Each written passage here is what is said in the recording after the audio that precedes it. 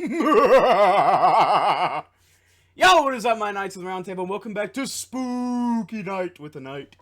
I know it's a little bit after Halloween. I missed it, but I wasn't feeling good, and the other week my internet was out, so I couldn't really help that. But we're back. We got some Mr. Nightmare 3 True Trick or Treat horror stories. Link in the description below. This was requested by Nazar. Let's get into it. And like I said, if you want to see the original video, link will be in the description. I ain't done Mr. Nightmare in a while. I ain't really reacted to him in a while. Brody Baxon. Okay. I experienced a sketchy situation on Halloween a couple years ago. My cousin came over for Halloween that year just to go trick-or-treating. I was 15 at the time, and I know that's a bit old for trick-or-treating, but hey, it's free candy. True. My cousin was also 15, and we were planning on taking it easy that Halloween and just hitting enough houses to make a reasonable haul before we went home. My friend and his younger brother went with us, but we eventually went our separate ways. Alright. It was pretty busy, and there was a whole lot of kids at every house with decorations up.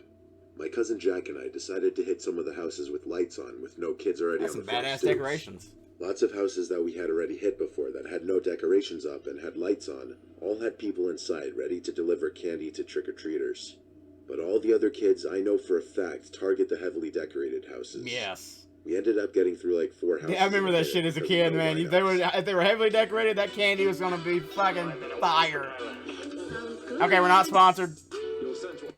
The next house in the line was not decorated at all, but there was a light on, so we thought we'd give it a shot. Okay. We knocked on the door, and immediately an older man opened the door. He opened it completely, which revealed 5 other guys just standing there. They were much younger than the older man who opened the door. Uh-oh. I'm guessing they were in their late 30s, while the older man who opened the door was in his early 50s. Okay, I thought something else was going on here. He held out My a bag bad. of candy, then reached in and grabbed some and put it in each of our bags. The older man asked Jack what his name was, and Jack responded to his question using a fake name. Jack said bye before the older man could say anything else. We walked off the front stoop, and alarms immediately started going off in my head. Jack seemed alarmed as well, and we started talking about how sketchy that was. Yeah. Why were there 6 guys right there when we opened the door? Why were they all acting so strange? Those were the questions that were floating around in my head. Jack and I were a little spooked because of how weird that was. We went Really to 2 fucking more weird. houses, then we started walking to my house. Jack and I glanced back at that house to see a car pulling out of the driveway. The car drove up the way we were walking and started slowing down right next to us. The roads were clear, and all the trick-or-treaters were on the sidewalks, so there should have been no reason the car slowed down right next to us. We picked up the pace a bit, and that's when another car sped up behind them, eventually beginning to go the same pace as the first car. I recognized the guy driving the first car, and the guy driving the second car. Uh-oh.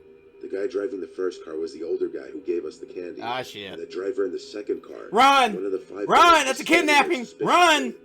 There was also That's somebody in fucking the creepy. passenger seat in the first car, but all I could see was the silhouette of the person.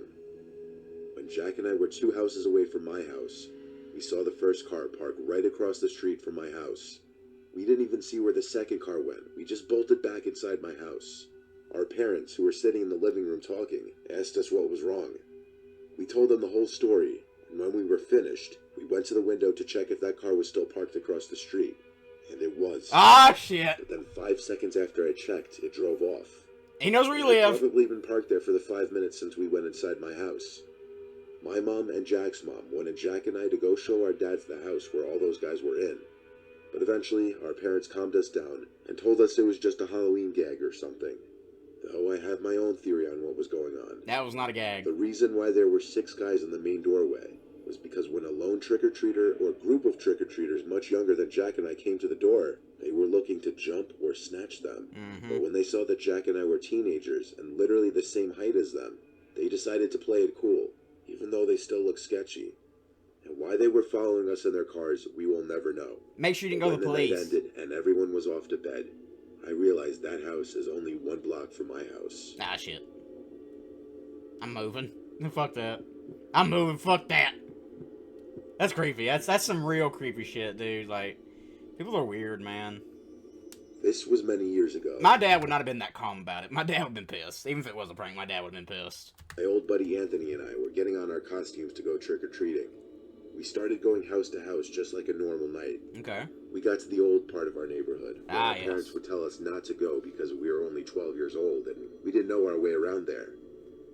We walked up to the first house there. Y'all went and a trick-or-treating nice by lady yourselves opened at the door and 12? gave us big Hershey bars. After that, while we were walking to literally only the second house in this part of the neighborhood, this random guy came screaming and running towards us down the street. Oh, shit. He came out from behind a church. We thought it was just a Halloween prank at first, like anyone would. Yeah. So we stood there just laughing. But as soon as he got up to us, he tried taking the pillowcase full of candy out of my hands. So my buddy Anthony started hitting him with his pillowcase. By the time we got to this old neighborhood, we had a lot of candy, so being hit with that pillowcase surely had to hurt. Anthony was hitting him until he let go of the pillowcase and started running away. We thought that was the end of him, until we started walking back, extremely shocked and confused. I called my mom and asked her if she could pick us up because we were pretty far from home, and that whole experience kind of made us want to get off the streets. As soon as she got to our location, we explained what happened, and she almost didn't believe us. That's how ridiculous it sounded. Yeah, I can see.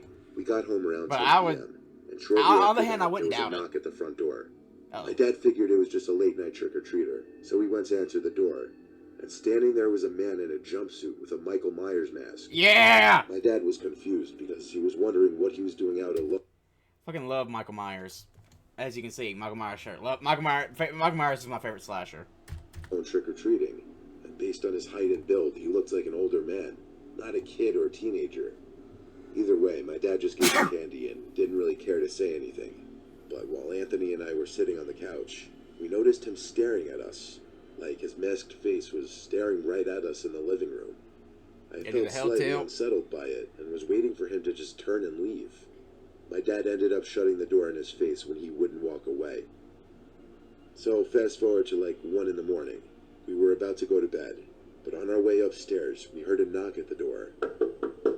There was no way I was opening the door at that hour. Yeah. And I knew this couldn't be anything good this late.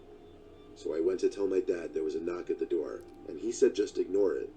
So Anthony and I go up to the room and turn on a movie. Anthony heard something though, and told me to mute the TV, and when I did, I heard it too. It was the sound of leaves crackling in the backyard. I looked in the backyard, and I saw that man in the Michael Myers costume, swinging on the swing set in our yard. Oh, fuck staring no. into my bedroom window. Hell no! I felt like my heart jumped out of my chest Dad! and into my throat. Daddy! It's like he was purposely recreating a scene from a horror movie to scare Yeah. us. I ran into my dad's room and told him that the man in the Michael Myers costume was on our swing set. He took on this expression of shock and concern just like ours, and he looked outside, but he didn't see anyone there. Then, right when we were looking, we heard a knock at the back door. My dad went downstairs to the door, but nobody was there. This man was toying with us, harassing us to scare us. It had to be a Halloween prank. That ain't funny. My dad was equally concerned now.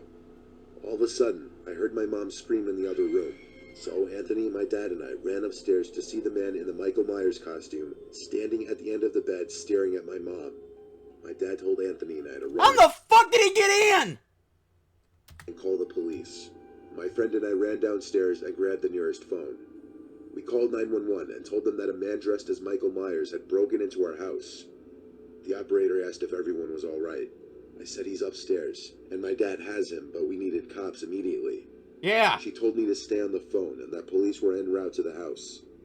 From upstairs, there was the sound of my dad screaming, followed by their sliding window being pushed open. The two of us ran upstairs to see my mom and dad laying on the floor. My mom was crying, and my dad's nose was bleeding. My dad said the man jumped out through the window. When the police arrived, Anthony, my dad, and I told them everything we could. They did a sweep of the property inside and out, which took about 20 minutes, and the premises was clear. I think that might have been my last year trick-or-treating. Yeah. And for good reason.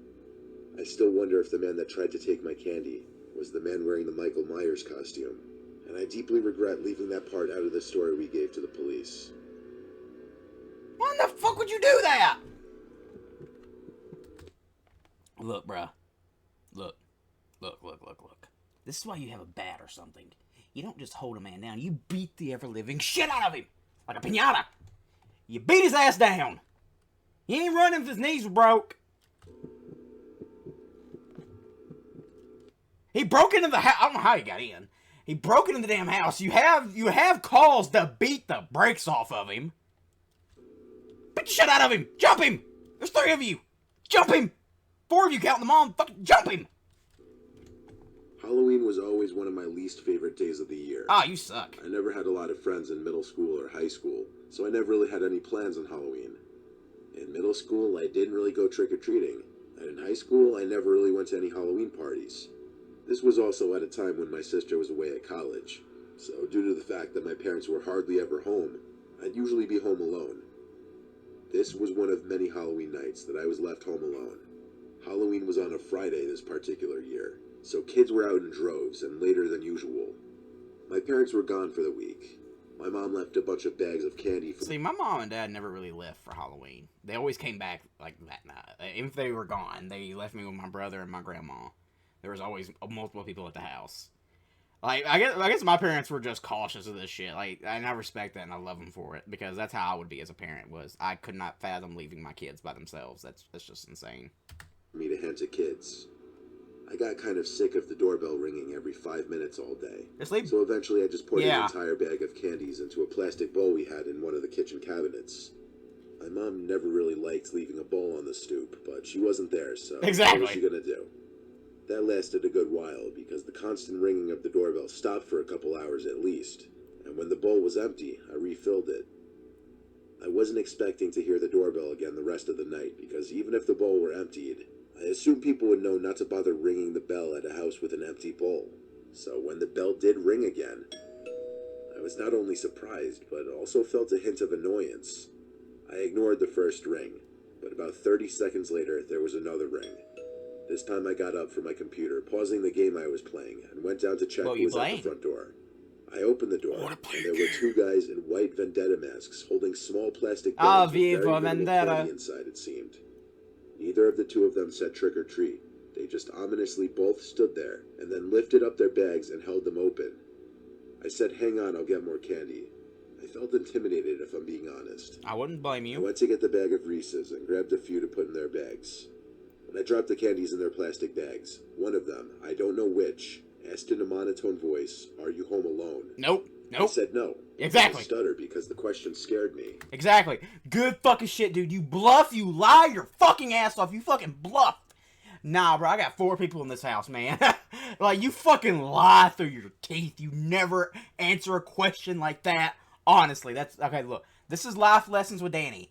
Never answer that question truthfully. If somebody asks if you're home alone and they're not a friend, or a family member, rather, they're not a family member that you trust, the answer is fucking no, I'm not home alone. You lie and you bluff. You say, don't stutter like he did. You say that shit with conviction. Here. Then I said have a good night and shut the door. I waited by the door listening to see if I'd hear them walk down the steps. I finally heard footsteps leaving, so I felt relieved and started going back upstairs. But that question, am I home alone, kept haunting me. I couldn't just go back to my game after hearing that. And then I realized the possibility as to why they would have asked me that, because there were no cars at all in the driveway or in front of the house, yet the lights were on. Then when I, an at the time 14-year-old kid, opened the door, I probably looked like the easiest target ever. My paranoia was clearly justified, though, because while sitting at my desk... No cars, still, you lie your ass off, say the car's in the shop. You lie your fucking dick off, bro, you lie your ass off on that. Trying to get back into my game, I heard this loud bang from my window. Uh-oh. I was on the 2nd floor, so clearly something was just thrown at the window. My heart started to pound the inside of my chest again. In response, I turned off the computer screen and desk lamp to bring darkness into the room. I then looked out the window, and though I couldn't see anything out there because it was too dark, another object was thrown at the window right in front of me, this one scaring me even more than the last. It sounded like a rock. I instantly felt this intensifying sense of danger. 911! 911! I back down behind the window and left my bedroom. I didn't have a cell phone at the time, only an iPod Touch, so I had to get to the kitchen house phone. I crawled my way down the stairs so not to fucking be seen 14, how you not have a windows. phone? I got to the kitchen phone and dialed 911. There you go. But I think they saw even just the light from the little screen of the phone, because there was suddenly an aggressive banging on one of the kitchen windows. By now I was on the phone with 911 begging for help. As I crouch walked out of the kitchen and towards the back door, I screamed, realizing there was one of the guys in the vendetta masks on the other side of the back door, trying to open it. I started screaming into the phone for help, but around the same time, a familiar voice was calling from the other side of the front door. It was our next-door neighbor, Chris. I rushed to answer the door, and he came in, clearly happy to see I was okay. He took the phone from me and spoke to the police for me. He saw the two masked men enter my backyard from his kitchen window and saw them throwing multiple things at the windows of the house. Yep. By the time any Good shit, Chris. Good shit, bro. That's a real one. officers arrived at the house, those two masked men clearly knew better than to have stuck around. Chris invited me to sleep at his place for the night just to be safe. He was good friends with my dad before he moved, so he really didn't mind helping me. Having good relations with your neighbors may just save your life one day, you never know. What I do know is this experience made me hate Halloween just that much more. Hell yeah, you gotta lie your ass off, bro. Somebody asking you home alone, you lie your fucking ass off. Nah, bro, I got 5, 10 people in this house. Just throw in any number you can, bro. Just lie your ass off. Hell, make it look like there's a party going on for all I care. Just, you gotta sell the lie. So, there you guys have it. I hope you guys enjoyed this as much as I did. If you have any more Mr. Nightmare requests, please let me know. Like I said, link in the description below to the original video if you want to check it out yourselves. You know, snuggle in, turn the lights down, you know, scare yourself even in November. Go ahead and do it. So, thank you guys so much for watching. Hope you guys enjoyed this as much as I did. And as always, I will see you in the next one.